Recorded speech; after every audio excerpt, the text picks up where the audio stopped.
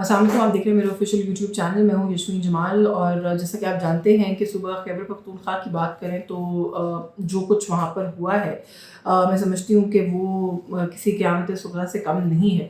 جس طریقے سے وہاں پر لوگوں کا جانی نقصان ہوا، مالی نقصان، لوگوں کی ڈسپلیسمنٹ، لوگوں کے گھروں کا نقصان، لوگوں کے مال مویشی کا نقصان، یہ تو ہم سنتے رہتے ہیں، رپورٹ ہوتا ہے. جانی نقصان بھی جب اس طرح کی کوئی نیچرل کلیمٹی ہو تو اس میں ہو جایا کرتا ہے، لیکن جو اس دفعہ جس میسو پیمانے کے اوپر اسکیل کے اوپر ہی نقصان ہوا ہے، میں سمجھتی ہوں کہ سب سے پہلے تو اظہار افسوس ہے ان لوگوں کے ساتھ کہ جن لوگوں نے ایک تو اپنے پیارے کھوئے، اتنی بڑی ٹریجڈی اس کو فیس کیا. اور بنیر میں خاص طور پہ پیر بابا کے مقام پر جس طرح پورا گاؤں وہ جو بہہ گیا ہے، اور وہاں سے جتنی اموات ابھی تک رپورٹ کی جا رہی ہیں، اور ابھی بھی فردر لوگ بتائے جا رہے ہیں جو کہ ملبے کے نیچے دبے ہوئے بھی ہیں. تو میرا خیال ہے کہ ایک بہت بڑی ٹریجڈی جو ہے ہم نے فیس کی. اور این ڈی ایم اے نے جو اس کے فگرز ایشو کیے ہیں اس کے مطابق یہ ہے کہ 26 جون سے جاری جو یہ سلسلہ ہے پورا، اب تک جو ہے اس میں 660 افراد جہاں بھاگ ہو چکے ہیں، 900 سے زائد افراد مختلف واقعات میں اس پورے یہ جو ایک فلیش فلڈنگ ہو رہی ہے، اور اس طرح سے جو بھی ہم نے ایک دوبارہ دیکھا کلاؤڈ برسٹ والا معاملہ، پہلے پنڈی سے آگے ایک علاقہ ہے چکوال، وہاں پر کلاؤڈ برسٹ جو ہے وہ رپورٹ کیا گیا تھا. تو یہ سارا اگر ہم کریں تو 900 سے زائد افراد جو ہیں وہ ان ڈفرینٹ انسیڈنٹس کے اندر زخمی ہوئے ہیں.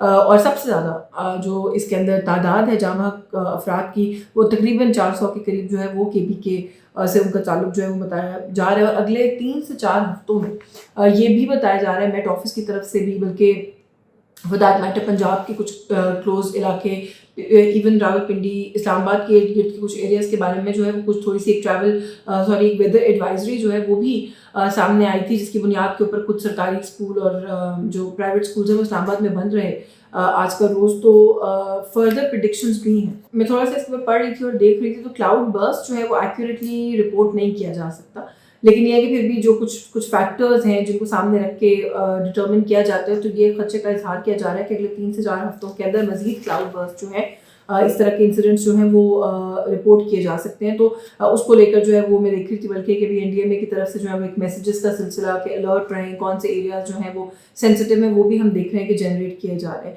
سو جو فیکٹرز ہیں کہ یہ ایک دم سے، یہ سوال میں بہت سے لوگوں کے سے سن رہی ہوں کہ یہ کیا ہوا ہے اچانک سے اتنی بارشیں اور اس طرح کی طریقے سے فلڈنگ، اور وہ ایریاز جو ہیں وہ ظاہر ہے ہمیشہ سینسٹیو ہوتے ہیں اور پرون ہیں اس طرح کے حادثات اور واقعات کے، لیکن اس فریکوینسی کے ساتھ اتنے بڑے پیمانے کے اوپر. تو وجہ وہی ہے جو میرا خیال ہے کہ ویسے انٹرنیشنلی بھی ڈسکس ہو رہی ہے، ہم سب بھی جانتے ہیں کلائمیٹ چینج ایک بہت بڑا فیکٹر ہے جسے دنیا بھر کے کلائمیٹ کو اور ویدر کو جو ہے افیکٹ کیا ہے. ابھی بھی دنیا میں بہت سے ایسے ملک ہیں جن کو ہم ٹریڈیشنلی لیٹس سے اگر ٹھنڈا ملک ہونے کے لیے جانتے ہیں، تو اب وہاں پر حالات یہ آ گئے ہیں کہ جو گرمیاں ہیں وہ باقاعدہ ہماری جیسی گرمیاں ہو رہی ہیں. وہ لوگ اکوپڈ ہی نہیں ہیں گرم موسم کو ڈیل کرنے کے لیے، ان کے گھر اکوپڈ نہیں ہیں، ان کی کنسٹرکشن اس طریقے سے نہیں ہوئی ہے، وہ گھروں کو گرم کرنے کے لیے اکوپڈ ہیں. اب گرمی ہو رہی ہے، وہاں پہ ایئر کنڈیشننگ کا کے طریقے پراپر یا میکنزمز یا پنکھے فار دیٹ میٹر اتنے ریڈیلی اویلیبل بھی نہیں ہیں، اور ان کے گھروں میں اگین ان کی سیلنگز اور وہ ساری چیزیں اس کے لیے وہ بھی نہیں ہیں، سوٹیبل بھی نہیں ہیں. تو دنیا ہر لیول پہ ہم دیکھ رہے ہیں مختلف دنیا کے ملک جو ہے وہ فائٹ کر رہے ہیں، اور ہماری فائٹ جو ہے وہ it has come down to this کہ اتنے بڑے بڑے جو ہیں وہ نیچرل ڈیزاسٹرز جن کا ہمیں سامنا کرنا پڑ رہا ہے. اور جیسے میں نے شروع میں کہا کہ مالی تو نقصان ہے ہی ہے، جو ساتھ میں جانی نقصان ہو رہا ہے وہ بہت زیادہ بڑا اور ناقابل برداشت میں سمجھتی ہوں کہ ہوتا چلا جا رہا ہے. اور جو وجہ ہم اگر ویسے اس فیکٹر کی بات کریں تو پاکستان میں گزشتہ 3 دہائیوں میں یہ ایک فیکٹر دیکھ رہی تھی کہ 18% تک جو ہے وہ جنگلات جو ہیں وہ کم ہوئے. اب اگر آپ خیبر پختونخوا کی پہلے سوللی بات کر لیں، ہم ہمیشہ یہ ٹرم سنتے ہیں ٹمبر مافیا. تو کیا ہے یہ ایک چھوٹا سا ایک ایسا فیکٹر ہے جو کہ ہمارا اپنا ایک ہیومن فیکٹر ہے. 3 ٹرم سے جو ہے وہاں پہ پاکستان تحریک انصاف کی حکومت ہے، یہاں سینٹر میں ایک ٹرم پی ٹی آئی نے لیا. اس کے علاوہ جو سکسیسو گورنمنٹس رہی ہیں ڈفرینٹ پولیٹیکل پارٹیز کی، میں کراس بورڈ سب کو کہہ رہی ہوں کہ ان ایریاز کے اوپر، ان فیکٹرز کے اوپر کبھی کسی نے کیوں غور نہیں کیا. لکڑی جتنا دل چاہتا ہے وہ کاٹ کے لے جاتے ہیں. لکڑی کاٹنے کا کیا مطلب ہے کہ آپ درخت کاٹ رہے ہیں، یعنی کہ وہ جو شجرکاری کی بات ہے اس کے لیول کو جو ہے وہ آپ کم کر رہے ہیں. 18% جیسے میں نے آپ کو بتایا کہ جنگلات جو ہیں وہ ان کا رقبہ کم ہو رہا ہے، تو اسی لیے ہو رہا ہے. پھر اس کے علاوہ ایک تو یہ فیکٹر ہوگا، کچھ نیچرل فیکٹرز ہوں گے، اور پھر اس کے بعد مزید درخت پلانٹ کرنے کا کوئی کانسیپٹ ہی نہیں ہے. ہم شجرکاری کی طرف توجہ ہی نہیں دیتے.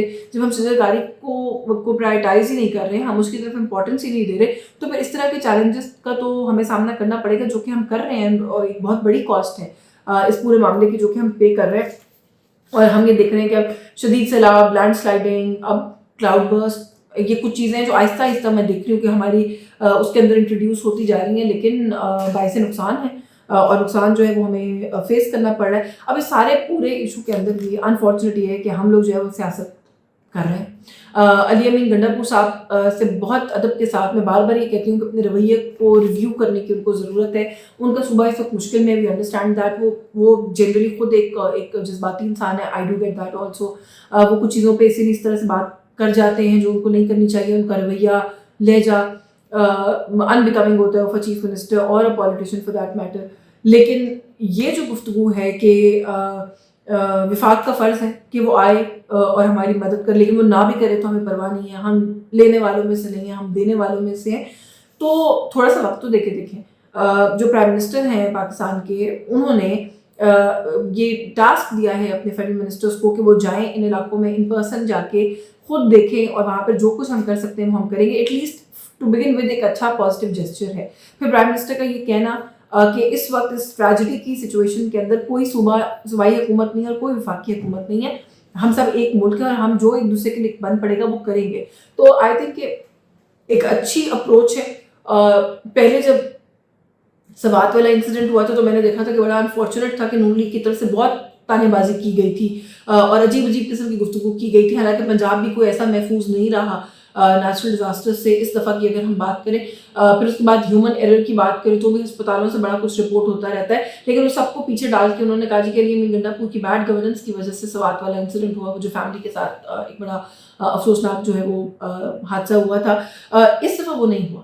یہ جتنی بڑی ٹریجڈی ہے اس کے میگنیٹیوڈ کو اگر حکومت سمجھ رہی ہے تو میں کم سے کم آلدو آئی نو کہ یہ کوئی بڑی بات نہیں ہے اور حکومتوں کا یہ کام ہونا چاہیے، لیکن کیونکہ ہمارے ہاں یہ روایات نہیں ہیں اور اگر کوئی ڈال رہا ہے تو میں اس کو اپریشیٹ کروں گی اور تو سراؤں گی. گنڈاپور صاحب سے بھی یہی گزارش کروں گی کہ تھوڑا سا خود کو جو ہے وہ ٹون ڈاؤن کریں، بلکہ پاکستان تحریک انصاف خود کو تھوڑا سا ٹون ڈاؤن کر لے. آل پارٹیز کانفرنس عوامی نیشنل پارٹی نے بلائی، پاکستان مسلم لیگ نواز بھی اس میں گئی، پیپلز پارٹی بھی اس میں گئی. شرکت کرنے کے بعد وہاں پہ پوری اٹینڈ کرنے کے بعد اعلامیہ دستخط کرنے کی باری آئی تو اختلاف کر کے وہاں سے اٹھ گئے، واک آؤٹ کیا، دستخط نہیں کیا. پاکستان تحریک انصاف بھی یہ کر سکتی تھی، کسی بات پر آخر میں اعتراض ہوتا تو اس کے اعلامیہ کا حصہ نہ بنتی. لیکن جو اس طرح کے فورمز کو آپ خالی چھوڑتے ہیں کہ جہاں پر 20 سے زائد جماعتیں موجود تھیں، ایک پارٹی نے جماعتوں کو اکٹھا کیا تھا، کسی قسم کے جو بھی گرینڈر براڈر ایشوز ہیں ان پہ وہ ڈائیلاگ کرنے کی کوشش کر رہے تھے، آپ نے اپنے اینڈ سے اس فورم کو خالی چھوڑ کے اپنی بات ہی نہیں کی.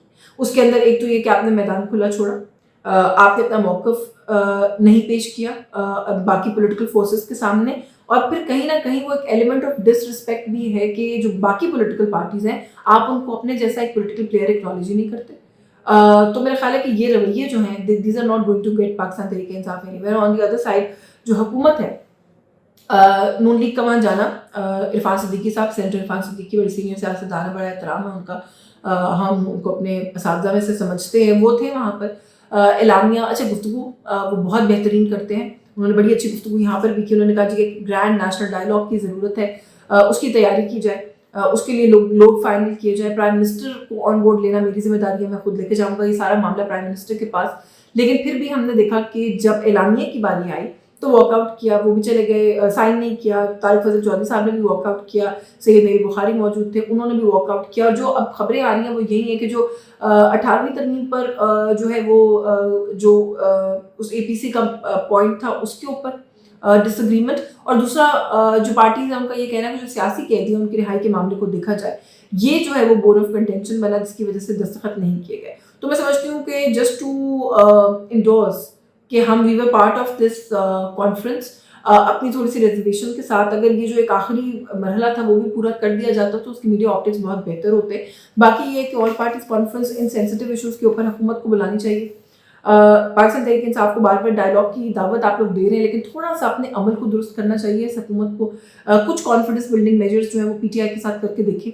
ان کی اگر لوگوں کو سزائیں ہوتی ہیں جس کے نتیجے میں وہ ڈسکوالیفائی ہو رہے ہیں تو ان کو ڈی سیٹ کرنے میں جتنی جلد بازی کی ہے اسپیکر صاحب نے، اور پھر اگلے دن وہی اسپیکر صاحب جو ہیں وہ اٹھ کر کہتے ہیں جی کہ آپ کی میں کمیٹیاں بناتا ہوں، آپ اپنے مطالبات ہم سے منوائیں، یہ باتیں آپس میں سوٹ نہیں کرتی، یہ بیٹھتا ہی نہیں، بنتا ہی نہیں ہے.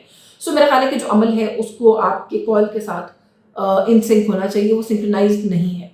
تو اس لیے پھر آپ کی نیت، آپ کی انٹینٹ اس کے اوپر جو ہے وہ پھر الٹیمیٹلی ڈاؤٹ ہوتا ہے. باقی آخر میں سہیل وڑائی صاحب بڑے سینئر جرنلسٹ اگین ہمارے اساتذہ میں سے ہیں، सीनियर हैं इस फील्ड में बहुत, और बहुत सारी चीज़ें और काम जो है वो उनके हमेशा कभी कभार जो है वो ज़ेर बहस एक कंट्रोवर्सी की सूरत में भी आ जाते हैं। उनकी लिखी हुई कुछ बातें जो हैं वो बड़ी ज़ेर बहस है, जिसमें से सबसे ज़्यादा ऑफकोर्स जिस तरीके से उन्होंने बहुत ही प्यार और मोहब्बत से एक कैदी को मुखातिब करके बहुत मशवरे दिए हैं, उसके ऊपर बातचीत हो रही है। और उनका ये कहना कि यू टर्न लेना आपको पसंद था तो इस इशू पर आप यू टर्न लीजिए, ताकि मुल्क के लिए और इस मुल्क के इस्तेहकाम के लिए वो यू टर्न जो है वो कारगर साबित हो और आपके अपने लिए भी अच्छा होगा।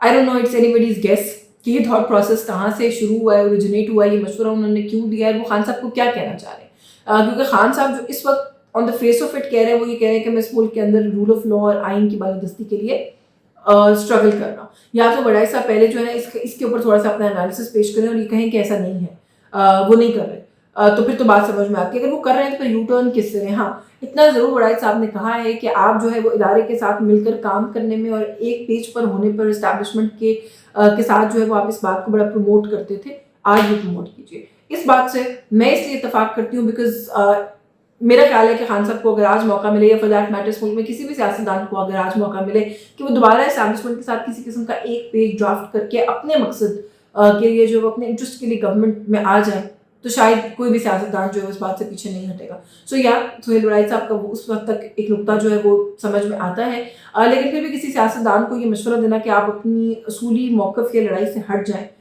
It's a little beyond me. मुझे नहीं पता कि ये जो थॉट प्रोसेस है और ये सारा कुछ जो है वो क्यों ओरिजिनेट हुआ और एक के बाद दूसरा पीस इस तरह का लिखने की ज़रूरत जो है वो क्यों पेश आई। आज के इस व्लॉग से बस यही कुछ, मुझे इजाज़त दीजिए। अल्लाह हाफ़िज़।